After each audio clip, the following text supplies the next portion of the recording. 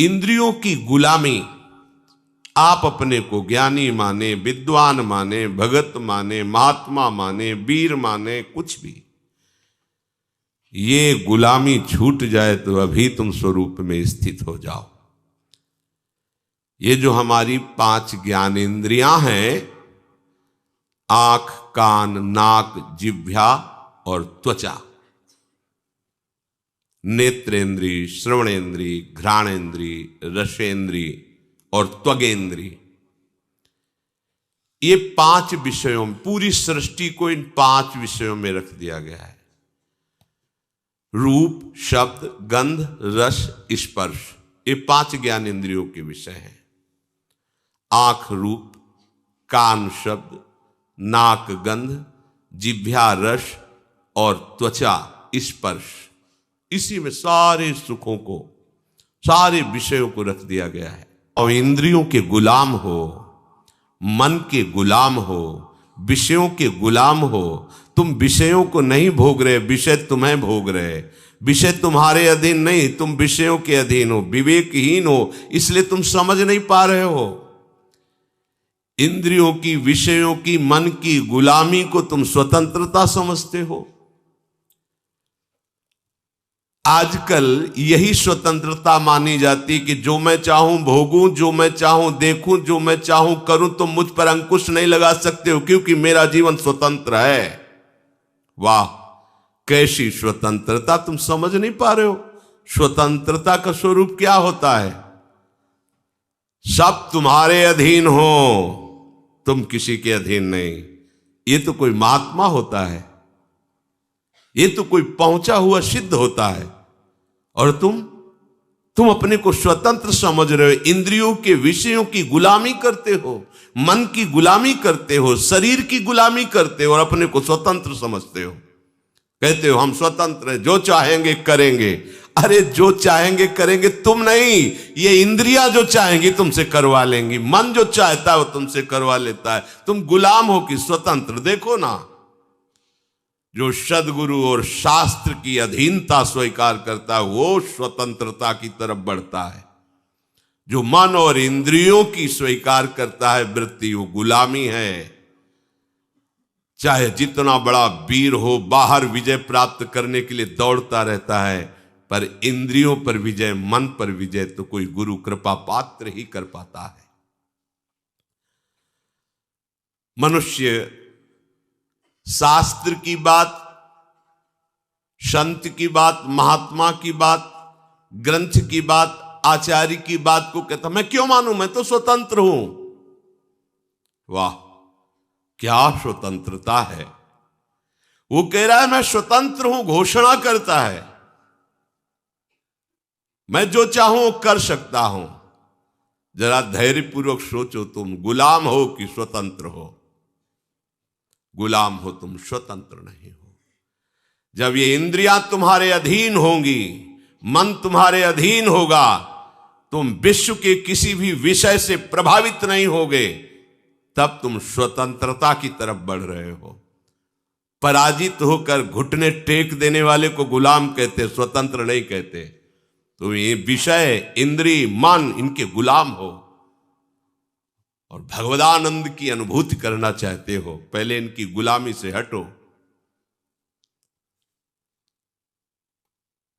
भगवान शंकराचार्य जी से प्रश्न किया गया कि जगत को किसने जीता?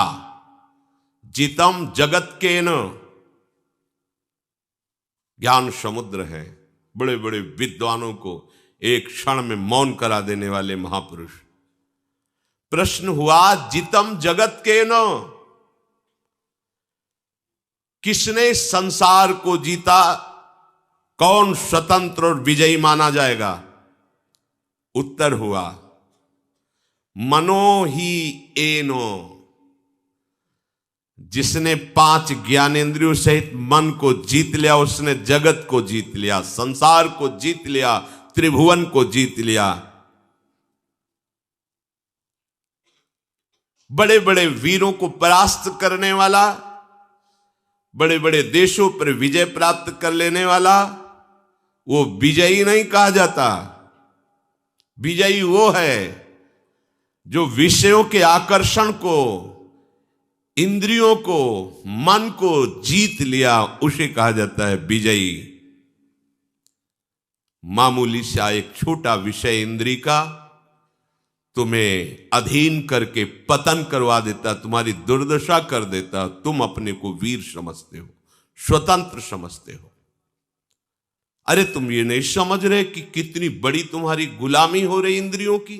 वो जैसा चाह रही वैसा करवा रही हैं। तुम घोषणा करते हो मैं वीर हूं, मैं उपासक हूं, मैं विजयी हूं, संसार त्यागी हूं। देखो ना, इंद्रियों की, मन की गुलामी से जो मुक्त हुआ वही तो मुक्त कहा जाता है, वही तो भगवदानंद का अधिकारी होता है। सावधान, कूर्मोंगानीव सर्वशः।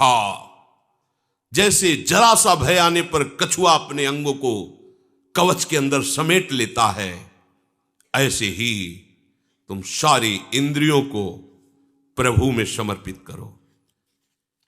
कछुआ जहां थोड़ी सी खटक हुई, तत्काल उस अपने अंगों को सुरक्षित रखने के लिए कवच के अंदर कर लेता है। इंद्रियों को विषयों से समेट लो, आप सुरक्षित हो जाओगे, आपका भजन सुरक्षित हो जाएगा। परांच खानी, ये इंद्रियों का स्वभाव है, ये बाहरी भागती हैं। ब्रह्मा जी ने रचना की है बहिर्मुख इनकी। ब्रह्मा ने इनका स्वभाव बनाया है बाहरी विषयों पर जाना, और जो इस स्वभाव को रोक दे वही भाव को प्राप्त होता है। भावोत्सवेन भजताम रस काम धेनुम। पर कठिन है इनको रोकना। क्रम है, सीधे इंद्रियों को वश में नहीं कर सकते। यदि मन बुद्धि के वश में हो जाए तो फिर मन इंद्रियों को वश में कर सकता है।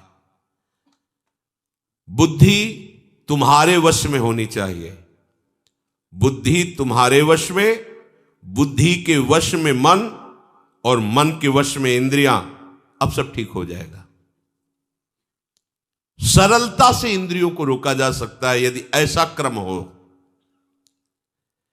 इंद्रियों को हमें जहां लगाना है वहीं लगेंगी, पर उसके पहले मन को ठीक करना है। मन को ठीक करने के लिए पहले बुद्धि को ठीक करना है। बुद्धि को ठीक करने के लिए पहले हमें ठीक होना पड़ेगा। हमें स्वयं ठीक होना। मैं प्रभु का हूं, प्रियालाल का हूं, कोई संसारी नहीं हूं। कल जैसे एक प्रश्नकर्ता प्रश्न कर रहा था कि आप बड़े बड़े महात्माओं की बातें बताते हो तो भगवान के स्वरूप हैं, वो भगवान के नित्य जन है, हम कहाँ? ये घाटे की बात है।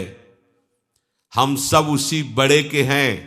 समुद्र की कौन सी लहर महिमा युक्त है और कौन सी छोटी है, बताइए आप।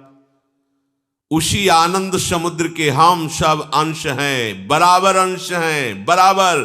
जो भगवान शंकर की आत्मा है वही तुम्हारी आत्मा है, वही एक चींटी की आत्मा है। आत्मा में कोई परिवर्तन, छोटाई बड़ाई घटाई नहीं है। ये मूढ़ता की बात छोड़ो, ये समझो कि वो बड़े कैसे हुए हैं। बड़े का संपूर्णतः आश्रय ले लिया, सबसे बड़े प्रभु हैं, और उन्होंने प्रभु के नाम का आश्रय ले लिया, रूप का आश्रय ले लिया, जगत का आश्रय छोड़ दिया, तो वो बहुत बड़े हो गए। तुम छोटे क्यों हो रहे हो? क्योंकि तुमने छोटे का आश्रय ले लिया। ये जगत के नाम रूप, जगत के विषय, भोग, अनुकूलता, प्रतिकूलता, ये सब छोटी बात है। इसलिए तुम इतने हे भाव से युक्त हो गए हो। हम कहाँ? नहीं, तुम उसी तत्व से स्थित हो, तुम उसी से बने हुए हो, तुम और कोई नहीं हो। पहले स्वीकार करो मैं प्रियालाल का हूं, क्योंकि बुद्धि शुद्ध करने के लिए सबसे पहले यह स्वीकृति आवश्यक है। मैं संसार का नहीं हूं, मैं रिश्ते नातों का नहीं हूं, मैं शरीर का नहीं हूं, मैं प्रियाजू का हूं, प्रियालाल का हूं। ये सब इंद्रियां हमारी बहुत सहायक हो जाएंगी यदि आप इस सूत्र को समझ लें। आप इंद्रिय विजयी हो जाएंगे अगर ये सिद्धांत समझ लीजिए। ध्यान से समझना। देखो, घोड़े रथ में जुते हुए हैं, रथ को खींचकर लक्ष्य पर पहुंचाना घोड़ों का ही काम है। रथ में घोड़े हैं, उनमें बहुत पावर है। ये बहुत अच्छी बात है, क्योंकि मार्ग तय करने के लिए मरे हुए घोड़े नहीं चाहिए, पावरफुल चाहिए। परंतु अच्छे मार्ग पे चलाना और बुरे मार्ग पे चलाना, यह सारथी के अधीन बात है। घोड़ों को उनकी इच्छा पर छोड़ दोगे तो मार्ग से वो भटक जाएंगे। घोड़ों को सही दिशा पे चलाने के लिए लगाम होती है, लगाम के अनुसार, और लगाम होती है सारथी के हाथ में, और रथी का पूरा जीवन सारथी के हाथ में है। वो चाहे तो गड्ढे में ले जाकर के पूरा का पूरा चौपट कर दे, मरे रथी सहित। बुरा रास्ता या अच्छा रास्ता ये रथी के ऊपर होता नहीं है, ये सारथी के ऊपर होता है। सारथी को ठीक रखना है। अगर जुते हुए घोड़ों की लगाम ढीली हो जाए और सारथी नशे में हो तो रथी का क्या होगा, विचार कर लो। क्या निर्दिष्ट मार्ग पर लगाम छोड़ने पर घोड़े चल पाएंगे? सारथी मद से मतवाला हो रहा है, क्या उसको पता है कि उसका लक्ष्य क्या है? वो भूल जाएगा, क्योंकि मदिरा पिए हुए है। शास्त्रों में इंद्रियों को घोड़ों से तुलना की गई है। बहुत बलवान घोड़े इंद्रियां हैं, उनकी लगाम मन है। मन रूपी लगाम को पकड़े हुए जो सारथी है वो बुद्धि है, और इसमें जो बैठा हुआ रथी है वो जीव है, वो आत्मा है।